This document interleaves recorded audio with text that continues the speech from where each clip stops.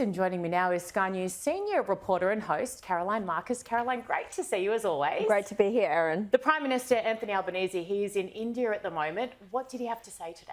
Well, first of all, I think he's going to get quite the shock, Erin, when he touches back down in Australia, because he is not going to have this gold-plated chariot waiting for him at home, the red carpet rolled out, the flower petals thrown on him and all of that. He's been treated like such a kind of deity in India. But today he had a big announcement about a new bilateral agreement with India. It's to do with cultural ties, economic ties and security ties. So it's going to mean that India and Australia will strengthen our relationship, which can only be good news for the two countries. He wouldn't really go into detail about some of those leaked reports we've seen about the new submarines.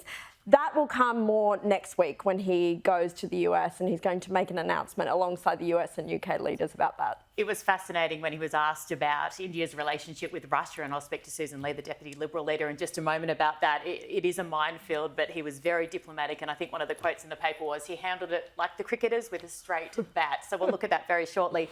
New South Wales state election. I mean, it really is quite funny, to be honest, a lot of it. Chris Minns, front page of the Daily Telegraph today, essentially being told that nobody knows who he is, which is rather hurtful to in his own seat. In his own seat, exactly. It's hilarious. We had him on radio this morning on Today FM, and look, in his defence, he was very happy to have a laugh. Take a look. Have your kids seen the front page of the paper? Do they think this is pretty amusing? They think everything that happens to me in a negative light is hilarious. and more often than not, there's been some shocking front pages, I have to admit, that I've accumulated over my political career. Ditto, yeah. And one of them's kept all of them. Who they'll absolutely love.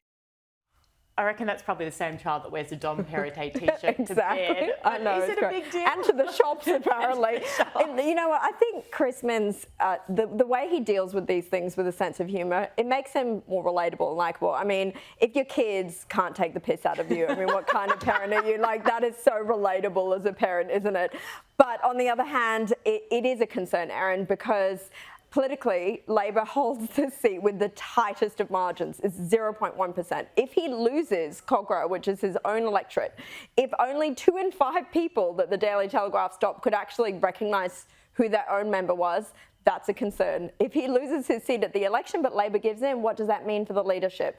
Mind you, as any journalist who's gone out on the streets and done vox pops, most people don't know who some of our major politicians are. It's actually a worry when we have compulsory voting in this country. Of course, that doesn't include Sky News viewers because they tend to be politically engaged. I will make that disclaimer. Yes, absolutely. Well said. It's interesting, though, because I think in some instances it might be preferable to be anonymous than it would be to be known for this kind of dancing. Take a look at the Premier.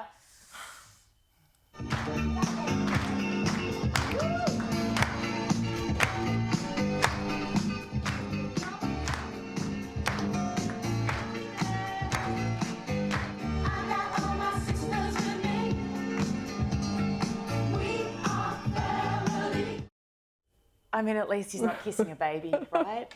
It's up there with that, I think. I mean, it is up there. I mean, look, let's face it, Dominic Perrottet, if you don't know so much about him outside of the state of New South Wales, he has about 50 kids. I mean, I think it's about 7. So he's rightfully earned the Daggy Dad title. Like, he has earned that. And to be honest, I think it's a bit of fun. It makes it relatable. But Erin, apparently this was hand yoga.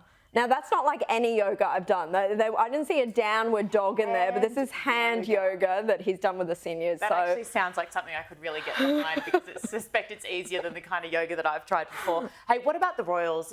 It caused a lot of uproar this week when it was announced that their daughter would carry a royal title in terms of princesses. This is Harry and Meghan, obviously. They've now defended the decision. I thought they despised the royal family with a vengeance. Every move they've made in the last couple of years would suggest that. I mean, the tell-all book, the Oprah interview, the Netflix hate special that they produce on the royal family, everything screams, we hate this institution. And yet they're demanding that their children have royal titles. I mean, it screams that sort of hypocritical entitlement that they've now become so well known for and that South Park does such a great job sending them up for. I mean, I can't wait to see episode 2 on this issue about princess and princesses. But look, the kids shouldn't be punished for the sins of their father or their mother, so to speak. It just reeks of hypocrisy, which I don't think any of us like. What was the book called again? Wow. Wow. Caroline Marcus, we would never describe anything you said like that. Mind you, if we were on breakfast radio, the word you used earlier, we probably would have dumped you and the segment, but I love that you did. Thank you so much for bringing us up to date with everything so far. Pleasure.